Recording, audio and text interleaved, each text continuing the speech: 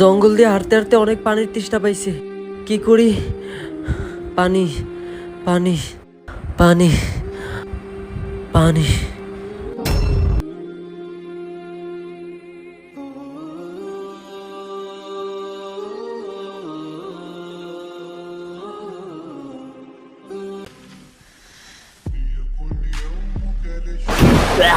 এত তিতা পানি আর দুর্গন্ধ। এই যে ভাই, এই কলের পানি এত দুর্গন্ধ আর তিতা কেন?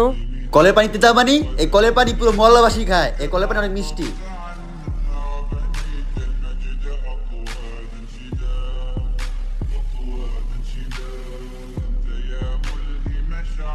আরে আসলে তো এই কলের পানি তো অনেক মিষ্টি।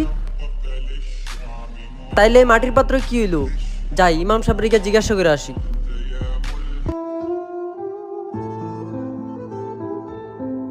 আসসালামু আলাইকুম। ওয়ালাইকুম আসসালাম, জি বলো। হুজুর, কিছুক্ষণ আগে এটা হচ্ছে বেনামাজি কবরের মাটিতে বানানোর পাত্র, এই কারণে এটার পানি তিতা।